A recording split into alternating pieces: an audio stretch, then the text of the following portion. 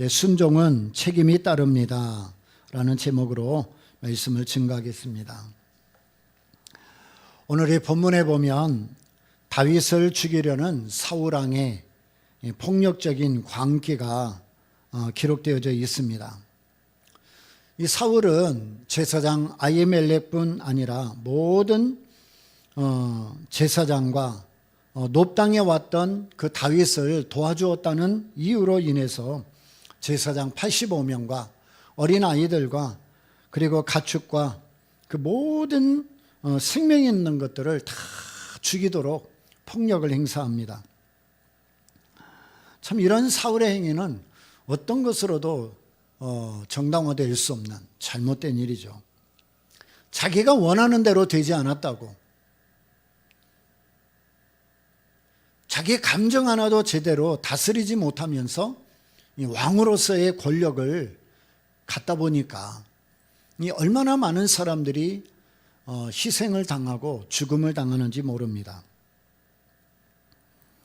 이 사울은 하나님이 그를 버리시고 악신이 그를 지배하면서부터 정상적인 생각과 그리고 바른 판단이 이루어지지 않아요.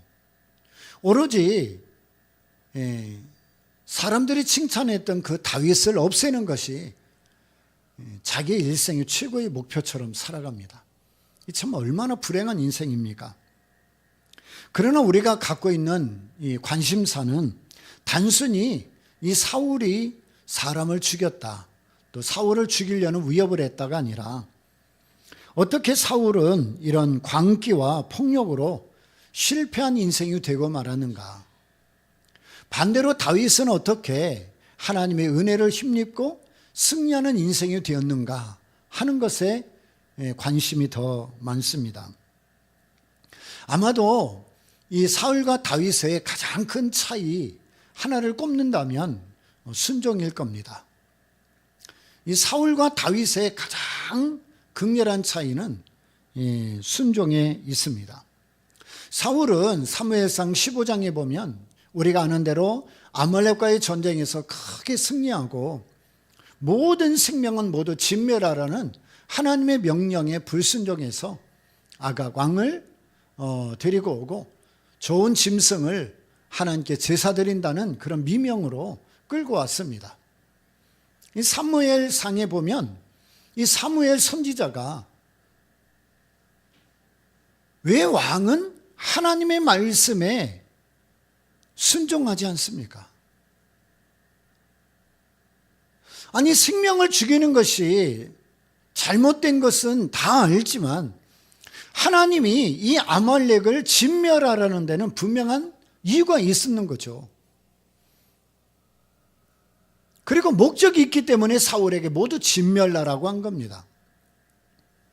근데 사울왕은 그 하나님의 의도와 그 목적과 상관없이 자기 결정에 따라 행동한 겁니다.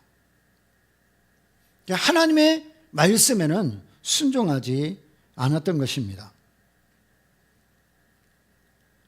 뿐만 아니라 오늘 이 본문에도 보면 하나님이 명령하지 않았음에도 불구하고 자기가 원하는 일들이 이루어지지 않기 때문에 제사장 85명과 그리고 어린아이들과 모든 가축을 모두 진멸하는 이 엄청난 폭력을 행사하는 이 왕으로서 기록되어져 있는 것을 보게 됩니다.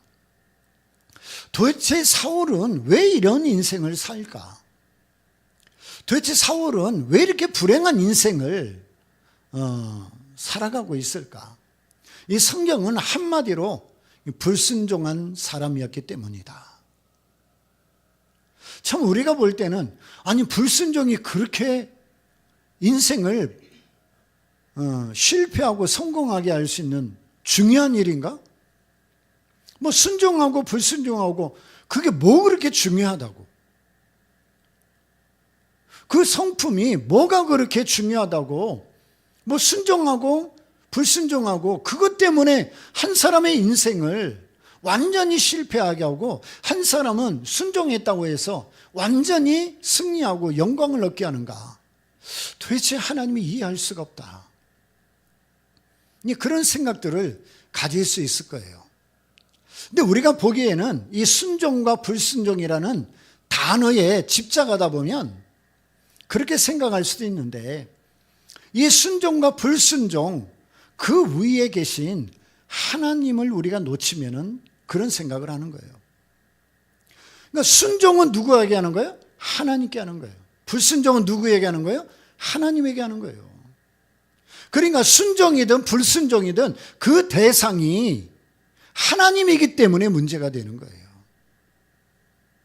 오늘 사울왕이 불순종한 것은 하나님께 불순종한 거고, 다윗이 순종한 것은 하나님께 순종한 겁니다. 우리 믿음도 마찬가지예요. 우리 믿음의 대상이 누구예요? 하나님이잖아요. 근데 하나님을 믿는 것과 하나님을 믿지 않는 것, 내가 믿음으로 사는 것과 믿음으로 살지 않는 것, 그렇게 크게 엄청난 차이가 있는 것 같지 않지만, 내가 믿음으로 산다는 것은 하나님을 의지하고 산다는 거고, 믿음으로 살지 않는 것은 하나님 없이 산다는 것입니다. 그렇기 때문에 우리가 순종하든 불순종하든 믿음으로 살든 내 마음대로 살든 가장 중요한 것은 거기에 하나님이 계시다는 것을 놓치면 안 돼요. 단순히 순종했다, 불순종했다, 거기에 머무는 것이 아니라 그 앞에 하나님이 계시다. 우리 출애굽기에 보면 모세가 이스라엘 백성들을 데리고 광야길을 걷잖아요. 많은 이스라엘 백성들이 매일매일 불순종하고 그 다음에 짜증내고 원망하고 그러잖아요. 근데 성경에 보면 그 모든 원망이나 불순종이나 짜증이나 화를 내는 모든 것들을 하나님이 어떻게 보시냐? 모세를 지도자로 세운 하나님을 향해 하는 것으로 보고 있는 거예요. 하나님을 향해 하는 것으로. 우리 여기 또 이렇게 줄을 껴놓고 신약의 갈라디아서를 좀 한번 가보겠습니다. 갈라디아서 5장 아주 중요한 말씀이 있어요.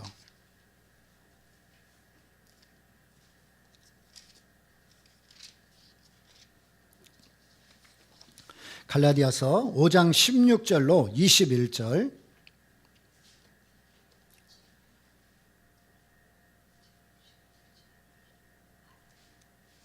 신약성경 308쪽 갈라디아서 5장 16절부터 내가 이르노니 너희는 성령을 쫓아 행하라.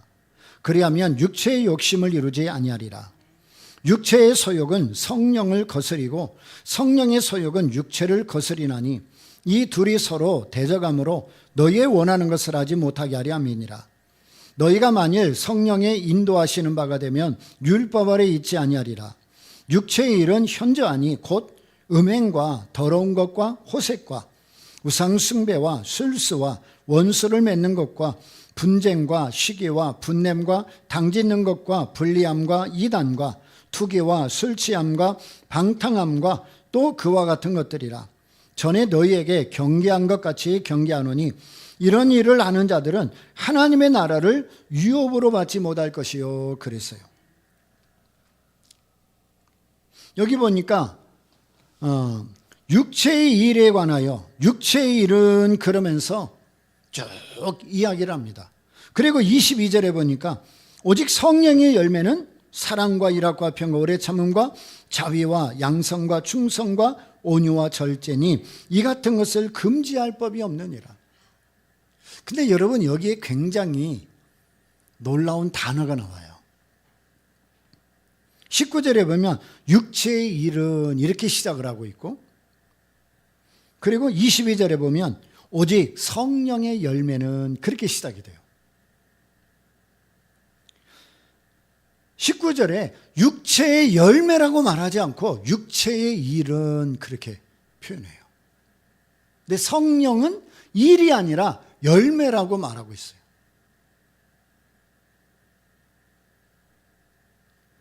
그러니까 육체의 일과 성령의 열매는 서로 대조되면서도 전혀 의미가 다르게 지금 말씀하고 있는 겁니다. 육체의 일이라는 것은 하나님이 없는 인생, 하나님을 떠난 인생들이 아무리 최선을 다해 살아도 그 결과가 어떤 것인지를 우리에게 보여주는 거예요.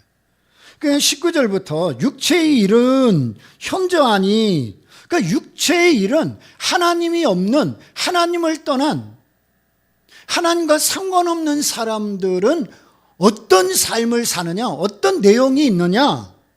거기 보니까 음행과 더러운 것과 호색과 우상 숭배와 술수와 원수를 맺는 것과 분쟁과 시기, 분냄, 당짓는 것과 불리함과 이단과 투기와 술 취함과 방탕함과 그와 같은 것들이라. 근데 지금 우리가 살아가는 이 세상에 보면 이런 것들이 지금 아주 그냥 편만하게 나오고 있잖아요. 편만하게 나타나고 있잖아요. 그럼 왜 이 세상에 이런 일들이 보여지고 왜 사람들이 이렇게 살아가느냐? 육체의 일은 하나님 없는 인생, 하나님 떠난 인생, 하나님과 상관없이 살아가는 인생은 아무리 최선을 다해도 결국 이런 삶의 내용으로밖에는 살아갈 수 없다는 거예요. 이거는 최선을 다해도 어쩔 수 없어요. 의인은 없나니 하나도 없고 인간은 아무리 스스로 선하게 살아가려고 해도 선할 수가 없는 거예요. 그러니까 육체의 일은이라는 것은 이거는 그냥 하나님 없이 살면 그 사람에게는 자동적으로 나오는 삶의 모습들이에요. 하나님이 없으면, 하나님을 믿지 않으면, 하나님을 떠나버리면 그냥 나도 모르게 이렇게 살아가는 거예요. 이렇게. 그래서 육체의 일은 그러는 거예요. 근데 22절에 오직 성령의 열매는, 성령의 일은 그렇게 않고 성령의 역사는 그렇게 말하지도 않고 성령의 열매는 그랬어요. 그 왜 성령의 열매라고 그랬느냐? 이거는 사람이 노력하고 힘쓰고 애써서 되는 게 아니라 그 열매를 맺게 하는 분이 누구예요? 성령님이라는 거예요. 하나님을 의지하고 하나님을 믿고 하나님과 함께 살아가는 사람에게는 성령께서 자동적으로 뭐예요? 이런 열매, 사랑, 희락과 평, 오래 참음, 자비, 양선, 충성, 온유, 절제, 이런 열매들이 열려지게 한다. 근데 하나님이 없는 인생을 살아가는 육체의 일을 따라 살아가는 사람은 마지막에 결론이 뭐예요? 이들은 하나님 나라를 유업으로 얻을 수 없다. 천국 갈 수 없다. 아니 하나님이 없는데, 하나님을 떠났는데, 하나님과 상관없는데 어떻게 하나님 나라를 얻겠어요? 그러니까 하나님 나라를 유업으로, 그냥 천국 들어가지 못한다. 육체를 따라 사는 사람은 구원받지 못한다. 반면 성령을 따라 하나님을 의지하고 하나님을 기뻐하고 또 하나님을 믿음으로 살아가는 사람들은 나와 상관없이 성령님께서 이런 열매들을 맺어갈 수 있도록 도와주시는 거예요. 그러니까 우리 인생을 어디에다가 놓을 건가? 우리의 발을 육체의 삶에 놓을 건가? 성령의 이끌림을 받는 삶에 놓을 건가? 내가 내 마음대로 살 건가? 아니면 하나님을 의지하며 살 건가? 어쩌면 그거는 내 선택일 수 있어요. 나 오늘 교회 가야지. 에이, 안 가. 여러분, 누구가 선택해요? 내가 선택하는 거예요. 근데 그 순간에 성령님께서 뭔 소리냐? 너 교회 가야지. 알겠습니다. 그리고 오면은 내가 잘못된 선택을 했더라도 성령님의 인도하심을 통하여 교회에 오는 거예요. 그 내 마음속에 내일 꼭 교회 가야지. 근데 아침에 일어나서 주일 가려고 하는데 갑자기 누가 찾아오거나 뭐 급한 일이 생기거나 전화가 오거나 그래갖고 마음속에 아이고 오늘 교회 못 가겠다. 그러면 그건 역시도 내가 선택하는 거예요. 그러면 그날은 교회 안 오는 거지.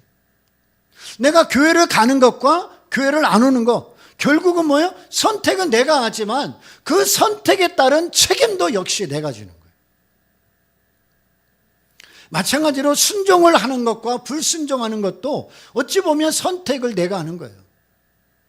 내 안에서 성령께서 너 순종하며 살아라. 예, 알겠습니다. 그러고 순종하며 살면 그 순종에 따른 하나님의 축복이 오게 되는 거고, 내 마음에서 육체의 지배를 받아 뭔 순종이야? 너 그렇게 살지 말고 즐겨. 너 나이 때는 즐기는 거야. 너 그 정도 산다고 지옥 가지 않아. 그러면서 막 이야기에 내가 혹해가지고 그냥 내가 이렇게 살아야 되겠다. 그러면 내가 그렇게 살기로 결정한 것에 대한 책임 역시도 내가 져야 되는 거야. 나중에 하나님 앞에 서서 너 왜 세상에서 불순종하며 살았냐? 아니 하나님, 저는요 순종하며 살려고 그랬는데요. 그러면서 여러 가지 변명할 때 하나님께서 마지막 그럴 거예요. 나는 내 마음에 순종하라고 계속해서 말했는데 너는 내 말을 듣지 않았잖아. 그러면 그 불순종에 대한 책임을 여러분 내가 져야 한다는 것을 잊어서는 안 되는 것입니다. 성령의 열매를 맺는다는 것은 하나님이 만드시고 하나님이 열매를 맺게 해주시는 것. 그 육체의 일은 내가 그냥 하나님 없이 살면 자동적으로 나오는 것이고, 성령의 열매는 내가 하나님을 의지하며 살면 성령께서 그 열매를 맺게 하시는 거예요. 그러니까 내 마음대로 살 건가?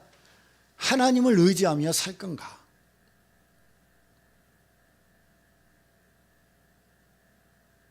하나님이 없는 인간은 스스로 노력하고 힘쓰고 애써도 선한 일을 할 수도 없고, 최선을 다해보지만 분노, 원망, 폭력, 살육으로 갈 뿐이에요. 결국은 그 마지막이 사망에 이르는 겁니다. 그러나 오늘 다윗의 인생을 보면 다윗은 하나님의 은혜를 담고 산 사람이에요. 사울은 그 안에 육체의 현저한 일을 가지고 살았고, 다윗은 그 안에 하나님의 은혜를 담고 살았던 사람입니다. 하나님은 하나님께 속한 자들에게 성령의 열매와 같은 좋은 열매를 맺게 하시고 정말 멋지고 아름다운 인생을 살아가도록 도와주시는 겁니다. 자, 우리 다음에 있는 에베소서로 좀 한번 넘어가 보겠습니다. 갈라디아서 다음 에베소서 4장 17절부터 24절까지 314쪽 에베소서 4장 17절로 24절. 그러므로 내가 이것을 말하며 주 안에서 증거하노니 이제부터는 이방인이 그 마음에 허망한 것으로 행함같이 너희는 행하지 말라. 저희 총명이 어두워지고 저희 가운데 있는 무지함과 저희 마음이 굳어짐으로 말미암아 하나님의 생명에서 떠나 있도다. 저희가 감각 없는 자 되어 자신을 방탕에 방임하여 모든 더러운 것을 욕심으로 행하되 오직 너희는 그리스도를 이같이 배우지 아니하였느니라. 진리가 예수 안에 있는 것 같이 너희가 과연 그에게서 듣고 또한 그 안에서 가르침을 받았을진데 너희는 유혹의 욕심을 따라 썩어져가는 구습을 좇는 옛사람을 벗어버리고 오직 심령으로 새롭게 되어 하나님을 따라 의와 진리의 거룩함으로 지으심을 받은 새 사람을 입으라. 아멘. 여러분, 이 말씀은 에베소 교회 성도들에게 주신 말씀입니다. 근데 여기 보면 너희는 사울이 될 수도 있고 다윗이 될 수도 있으니까 열심히 노력해서 다윗처럼 살아라, 그렇게 말하는 것이 아니라 너는 당연히 다윗으로 살아야 된다, 그렇게 말해요.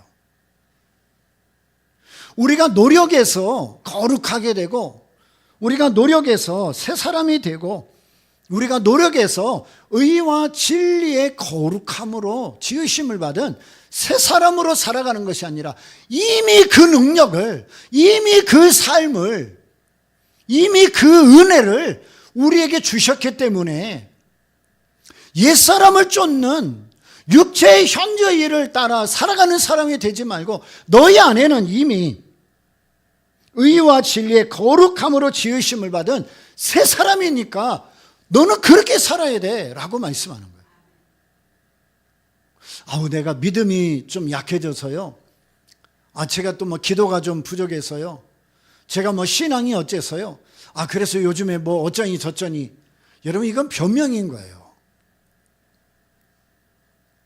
하나님은 이미 우리에게 하나님의 자녀로서의 권세를 주셨고, 이미 우리에게 구원의 기쁨과 은혜를 부어주셨고, 이미 세상이 감당할 수 없는 하나님으로 살아가도록 믿음을 주셨어요. 이미 우리 안에는 의와 진리의 거룩함으로 지으심을 받은 새 사람이 되게 하셨어요. 그렇기 때문에 옛사람으로 돌아가면 안 된다. 애굽으로 돌아가면 안 된다. 세상으로 살아가면 안 된다. 육체의 현재한 일에 빠져 살면 안 된다. 너는 그 사람이 아니야. 너는 이미 홍해를 건넜어. 너는 이미 요단강을 건넜어. 다시 돌아가면 안 되는 거야. 너는 이미 약속의 자녀고, 너는 이미 약속의 땅에 왔고, 너는 이미 거듭났고, 너는 이미 구원받았고, 너는 이미 새 사람이 되었어. 그러니까 그렇게 살아라. 여러분, 우리는 내 힘과 능으로 노력해서 거룩하게 되고 새 사람이 되는 게 아니라 이미 하나님이 우리를 의와 진리의 거룩함으로 지으심을 받은 새 사람이 되게 하셨어요. 이미 우리는 그런 사람이에요.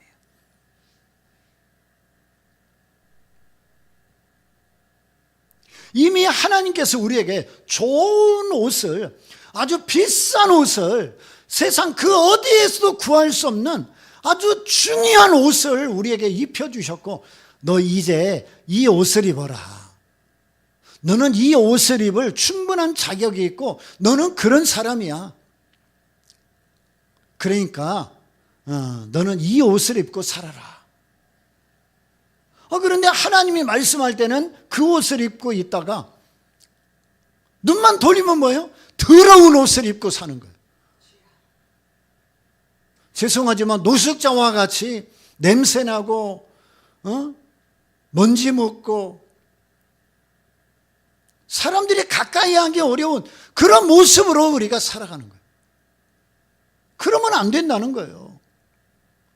내가 이전에는 노숙자와 같이 냄새나고 그 다음에 흙도 묻고 아무 데서나 자다 보니까 그냥 난리 아닌 난리 같은 그런 옷을 입고 살았다 할지라도 하나님께서 우리를 딱 건지셔갖고 다 수염 깎아주고 머리 이발시키고 목욕탕에서 깨끗하게 씻어놓고 향수도 뿌리게 해주고, 그리고 정말 우리나라 최고의 백화점에 데리고 가서 가장 비싼 옷을, 그 백화점에서 하나밖에 없는, 그것도 기계로 만들지 않고 손수 직접 손으로 만든 그 옷을 돈 다 치러가지고 공짜로 입혀줬어요.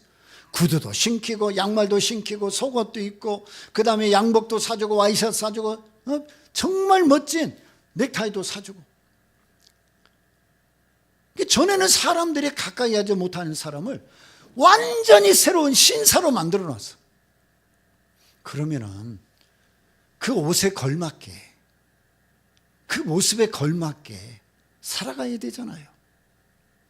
근데 아이고 이 옷이 너무 비싸니까 아까워.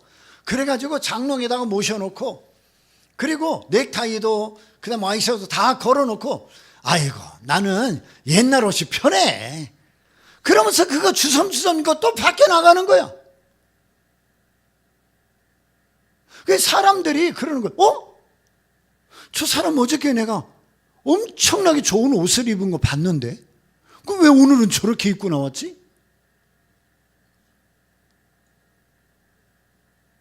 그러니까 그 사람이 그러는 거야. 아이고 그거요 너무 불편해서요, 너무 비싸서요, 제가 편하지 않아서요, 그래서 집에 벗어났어요. 저는 이게 편해요. 그러면서 또 옛날 그 옷을 입고 또 나오는 거야. 여러분, 이 이야기가 지금 예수 믿는 우리 이야기를 지금 하고 있는 거예요.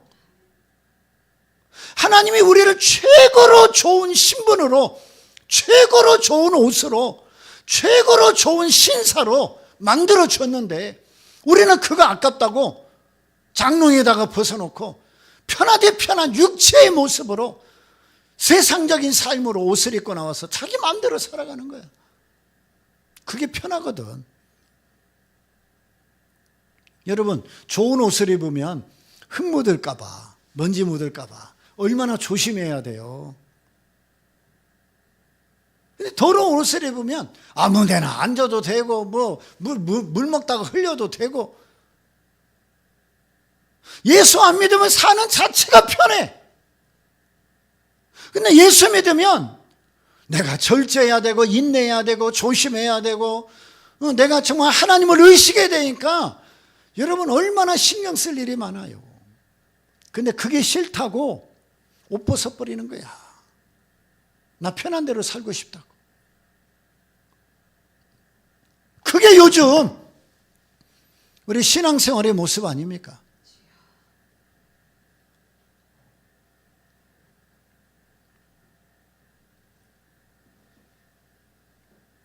사울은 왕이 되었고 최고의 권력을 가졌으면서도 그 안에 하나님 은혜가 떠나버리니까 육체의 현저한 일에 붙잡혀서 죽이고 미워하고 원망하고 비난하고. 근데 다윗은 보세요. 다윗은 언제나 막 죽을 고비가 있고 막 창을 던지고 막 쫓아오고 그래도 평안합니다. 감사가 있습니다. 왜요? 마음 안에 하나님으로 담겨 있으니까. 하나님 은혜가 있으니까. 그러니까 세상의 그 어떤 세력도 하나님의 사랑에서 우리를 끊을 수 없는 거고, 하나님이 주시는 평안을 빼앗아갈 수 없는 거예요. 그러니까 수준이 다른 인생을 사는 거예요. 앞으로 우리가 살피지만 사무엘상 26장에 가면 다윗이 사울을 죽일 수 있는 기회가 있잖아요. 근데도 안 죽여요. 두 번이나 보복할 수 있는 기회가 있음에도 불구하고 사울을 죽이지 않습니다. 그는 오히려 사울 왕을 용서하기로 선택합니다. 육체의 일을 따라 살아가는 사람과 성령의 열매를 가지고 살아가는 사람의 차이예요. 한 사람은 끝까지 다윗을 죽이려고 온갖 혈안이 돼서 살아가는 인생이고, 한 사람은 그 쫓기면서도 그 위급 상황에서도 용서하고 평안을 누리고 감사하며 살고. 예수님은 십자가 위에서 마지막 오른편 강도가 오늘 나를 좀 기억해 주십시오. 그랬더니 내가 오늘 나와 함께 낙원에 있으리라. 그 강도의 마지막의 고백을 들으시고 용서하시잖아요. 예수님은 십자가 위에서 자기에게 침을 뱉고 자기를 모욕하고 자기를 부인하고 자기를 저주했던 그 수많은 사람들, 하나님 불을 내려 전부 다 죽여버려 주세요가 아니라, 아버지여 저들이 하는 것을 자기가 알지 못하니 용서해 주십시오. 저들을 용서해 주십시오. 십자가는 모든 것을 희생하는 자리입니다. 십자가는 수모를 당하고 수치를 당하는 장소입니다. 십자가는 죽음의 자리입니다. 근데 예수님은 그 수치와 조롱과 그리고 죽음의 자리에서조차 예수님을 조롱하고 침뱉고 그리고 손가락질 하는 그들을 용서하십니다. 그게 바로 십자가입니다. 우리는 이 세상에 살면서 지고는 못 살아요. 당하면 당한 만큼 보복해야 속이 시원해요. 요즘 옛날에 우리 어렸을 때는 야, 때리면 맞고 와라 그러잖아요. 요즘에 맞고 오면 어떻게 해요? 부모가 나서서 난리를 치잖아요. 애한테는 너는 왜 바보같이 맞고 왔냐고 그러고, 그리고 너 때린 사람 누구야? 그래갖고 고소해버리잖아요. 성경으로 말하면 눈에는 눈, 이에는 이. 예수 믿어도 이 마음들이 다 있거든요. 내가 손해보고는 못 살아. 억울하게는 못 살아. 당하고는 못 살아. 지고는 못 사는 게 이 세상이고, 예수 믿어도 우리 안에 그런 마음들이 있습니다. 근데 그거는 예수님의 길도 십자가의 길도 아니죠. 그리고 다윗이 걸어갔던 길도 역시 아닙니다. 우리가 읽었던 그 다음 에베소 4장 25절부터 마지막 32절을 보겠습니다. 에베소서 4장 25절부터 그런즉 거짓을 버리고 각각 그 이웃으로 더불어 참된 것을 말하라. 이는 우리가 서로 지체가 됨이니라. 자, 이웃으로 더불어 참된 것을 말하라. 왜? 우리가 서로 지체가 됨이니라. 우리가 한 몸이다 이거야. 26절 분을 내어도 죄를 짓지 말며 해가 지도록 분을 품지 말고 마귀로 틈을 타지 못하게 하라. 도적질하는 자는 다시 도적질하지 말고 돌이켜 빈궁한 자에게 구제할 것이 있기 위하여 제 손으로 수고하여 선한 일을 해라. 무릇 더러운 말은 내 입 밖에도 내지 말고 오직 덕을 세우는 데 소용되는 대로 선한 말을 듣는 자들에게 은혜를 끼치게 하라. 하나님의 성령을 근심하게 하지 말라. 그 안에서 너희가 구속의 날까지 인치심을 받았느니라.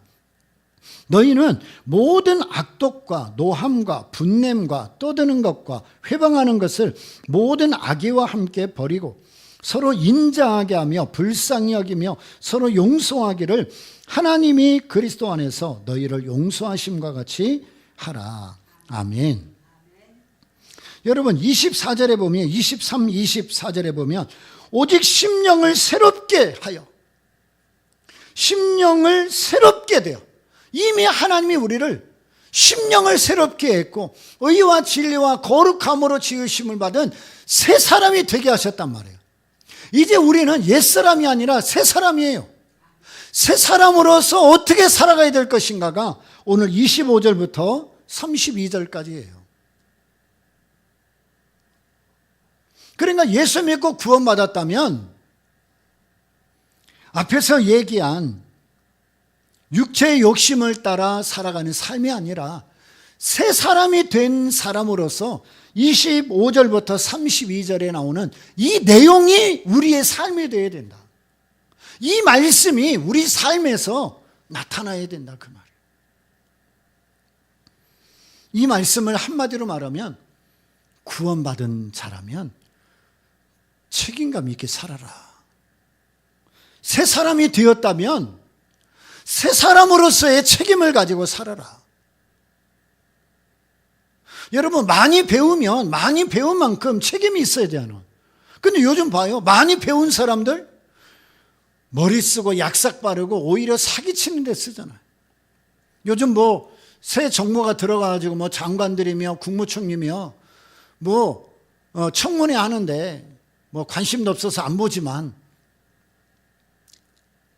뭐 이렇게 신문에 이렇게 보면은 그 나름대로 뭐 장관 후보자, 국민 뭐 총무 후보자 뭐 다 보면은 나름대로 뭐 굉장히 좋은 대학 나왔고 뭐 웬만한 학교에 석사, 박사 다 갖고 있어요. 근데 봐요. 거짓말 밥 먹듯이 해. 자기가 지은 죄에 대하여 전혀 인정하지 않아요. 자기가 뭘 잘못해갖고 대법원에서 판결이 나왔고 그 다음에 벌금도 냈으면서 나 그런 일이 없대. 와 정말 대단한 사람들이야. 이미 다 이 문서로 있는데도 나 그런 일 없대. 아니 왜 거짓말하냐? 옛날에는 뭐 그러면 증거라도 대보세요 그렇게 말하는데 그런 일 없대요. 다른 사람이 했대. 다른 사람이 알아서 한대. 이런 사람들이 우리나라 국무총리 장관이 된다? 참 우리나라 대단한 나라임에 틀림이 없고, 이런 사람들이 나라를 이끌어갈 때 과연 우리나라가 공의로운 나라, 정의로운 나라 될 수 있을까? 정직하게 살아가려고 말할 수 있을까? 우리 자녀들에게 야, 대통령 본받아라, 국무총리 본받아라, 장관 본받아라 말할 수 있을까? 나는 한 명도 그럴 사람이 없어. 모든 국민이 다 알잖아 지금.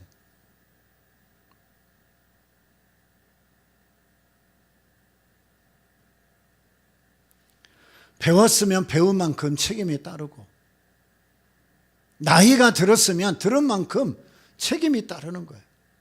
목사는 목사에 맞는 책임이 있는 거고, 권사는 권사에 맞는 책임이 있는 거고, 집사는 집사에 맞는 책임이 있는 거예요. 예수님을 믿고 구원받았다면 구원받은 자로서 마땅히 책임감이 있는 거고, 새 사람이 됐다면 새 사람이 어떻게 살아가야 된다라고 말씀하시는 이 말씀을 좀 가슴에 좀 새기고 좀 그렇게 살아가야 되는 거예요. 뭐 설교 100날 들으면 뭐 할 거예요?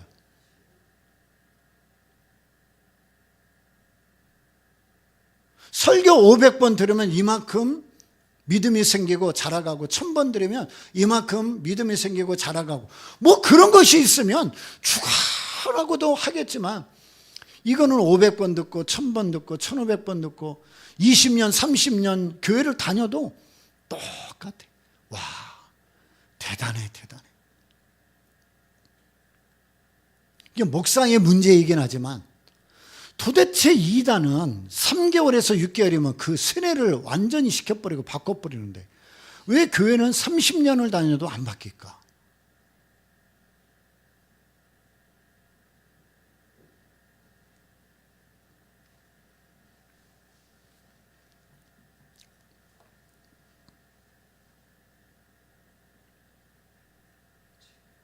여러분, 우리는 말로 신앙생활은 아닙니다. 삶으로 신앙생활하는 겁니다. 저 예수 믿어요.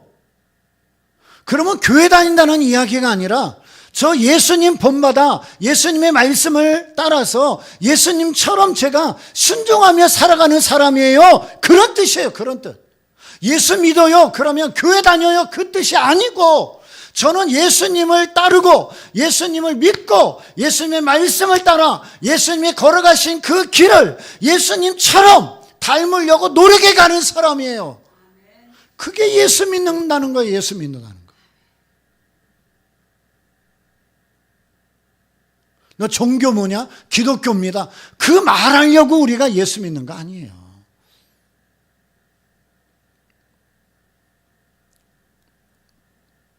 좀 우리가 예수 믿는 사람답게, 하나님의 말씀을 듣는 사람답게, 구원받은 사람답게 여러분 책임감이 따라야 돼요. 그 책임이 뭐냐면 삶의 변화입니다. 삶의 변화. 아니, 누구는 열 안 받나요? 누구는 승질이 없나요? 누구는 하고 싶은 말 없나요? 다 있어요. 예수 믿어도 목사가 돼도 성질이 있고요, 성격이 있고요, 하고 싶은 말이 있고요, 하고 싶은 대로 하고 싶은 거 있어요. 그런데 예수 믿기 때문에 안 하는 거예요. 예수 믿기 때문에 인내하는 거예요. 예수 믿기 때문에 침묵하는 거예요. 예수 믿기 때문에 참는 거예요. 그게 삶의 변화인 거예요. 자, 우리 에베소서 거기 5장 8절로 11절을 보겠습니다. 5장 8절부터 11절. 에베소서 5장 8절부터 11절. 너희가 전에는 어두움이더니 이제는 주 안에서 빛이라. 빛의 자녀들처럼 행하라. 빛의 열매는 모든 착함과 의로움과 진실함에 있느니라. 주를 기쁘시게 할 것이 무엇인가 시험하여 보라. 너희는 열매 없는 어둠의 일에 참여하지 말고 도리어 책망하라. 너희가 전에는 어둠이었지만 이제는 주 안에서 빛이라 이미 선언했잖아요. 너는 옛사람이 아니라 새사람이다. 너희는 전에는 어둠이 있었지만 이제는 절대로 돌아가서는 안 되는 빛의 자녀들이 되었다. 더러운 옷을 입다가 깨끗한 옷을 주었으니까 이제 더러운 옷 입지 말고 깨끗한 옷 입고 살아라.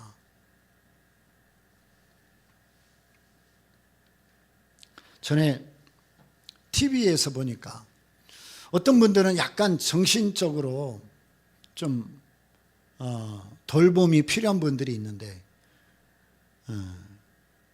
어떤 분들은 밖에 나가면은 뭐 쓰레기니 옷이니 뭐 병이니 뭐니 그냥 눈에 보이는 거를 다 집에 갖고 와. 그래가지고 아파트며 뭐 조그만 집이며 막 공간이란 공간이 보이면 막 뭐든지 다 쌓아놓는 거예요. 뭐든지. 예. 뭐 깡통, 병, 뭐 철근, 뭐 밖에서 뭐 물건만 보이면 다 주워와 가지고 집에 쌓아놓는. 근데 보니까 잠잘 때는 요만큼밖에 없어. 발도 못 뻗고 구부리고 자. 근데 나머지는 다 쓰레기로 차 있는 거예요. 이게 정신적인 문제잖아요.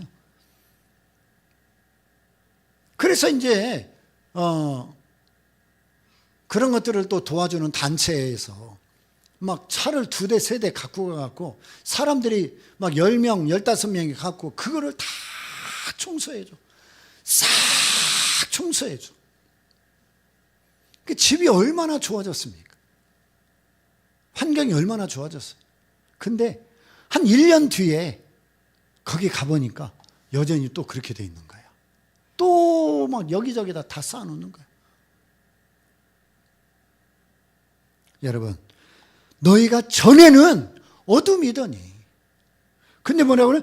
이제는 이미 이 줄이 딱 거져 있는 거야.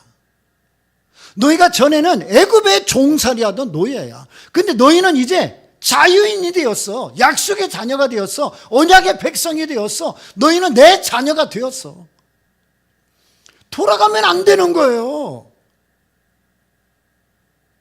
거기 가면 여전히 맨날 두드려 맞고 욕먹고 인권 침해당하고 일만 해대는 그 종으로 살고 노예로 살잖아.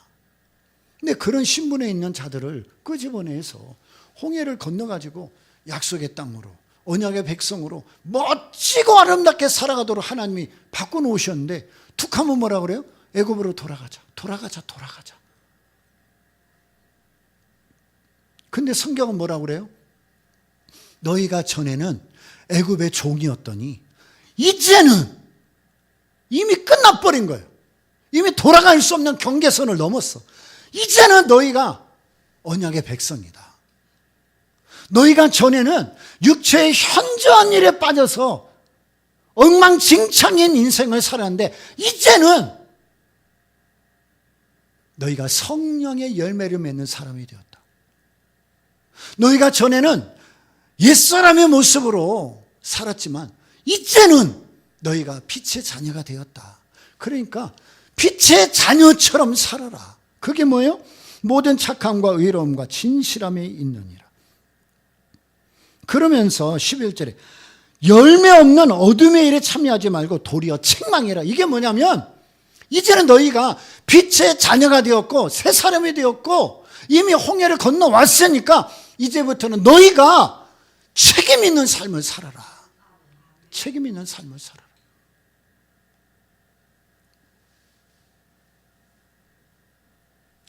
여러분, 구원에도 책임이 따르고 그 책임이라는 것을 통해 구원받는 게 아니에요.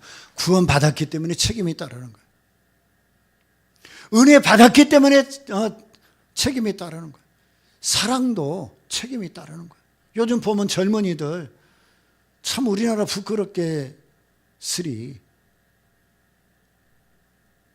결혼하지 않은 젊은이들이 얼마나 지금 모텔을 들랑달랑 합니까? 그들 물어보면 다 그거예요. 사랑해서요. 사랑해서요. 근데 잘못해가지고 아이가 임신해. 그럼 어떻게 해요? 아이 없앤대. 없애버리자는 거야. 여러분, 그게 책임이에요? 그게 사랑이에요? 말로는 사랑하지만 실질적인 열매가 나오니까 나 책임 못 져. 나 책임 못 져잖아. 그러면 그 사랑이 진짜예요, 가짜예요? 가짜인 거지. 가짜인 거지. 구원받았는데 구원받은 자로서 살아가지 않아? 가짜인 거예요.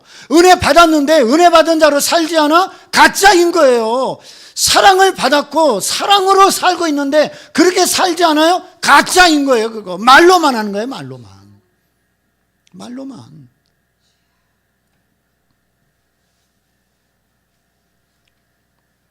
하나님은 끝까지 우리를 목적하신 자리에까지 인도해 가셔요.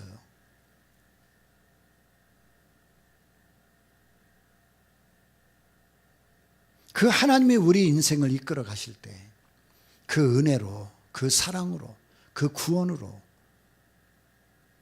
우리를 인도해 가실 때 우리가 해야 할 일은 책임 있는 삶을 사는 겁니다. 내가 멋있게, 책임감 있게, 선하게, 의롭게 살아. 이것 때문에 구원받고 은혜받고 사랑받는 것이 아니고 구원받았기 때문에 책임 있는 삶을 사는 거예요. 은혜받았기 때문에 책임 있는 삶을 사는 거예요. 하나님으로부터 사랑받았기 때문에 책임 있는 삶을 사는 거예요. 요즘 우리 신앙이 왜 다 무너지고 엉망진창이에요? 책임이라는 단어를 잊어먹어서 그래요. 책임이라는 단어를. 사울은 왕이 되었는데 그 왕으로서의 책임이 없다 보니까, 책임을 무시하니까 그 인생이 불행해지고 죽어가 버리는 거예요.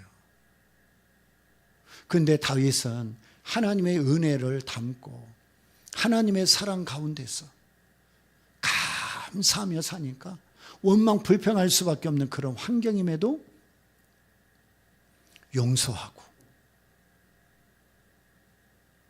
그리고 하나님이 기뻐하시는 하나님 마음에 합당한 삶을 살아가잖아요.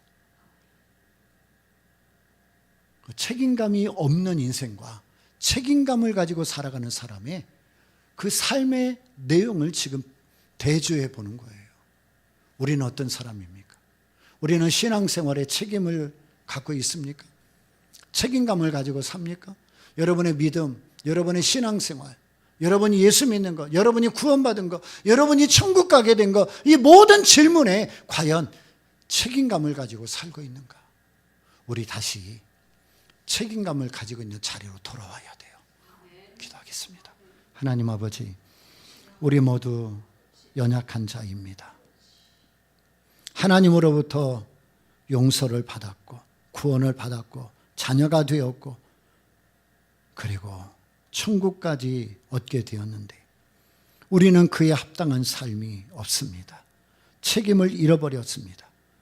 주님, 우리를 불쌍히 여겨주시고 구원받은 자로서, 은혜받은 자로서, 새 사람이 된 사람으로서 마땅히 하나님 앞에 보여줄 책임감을 가지고 살아가게 하여 주옵소서. 예수님의 이름으로 기도드리옵나이다. 아멘.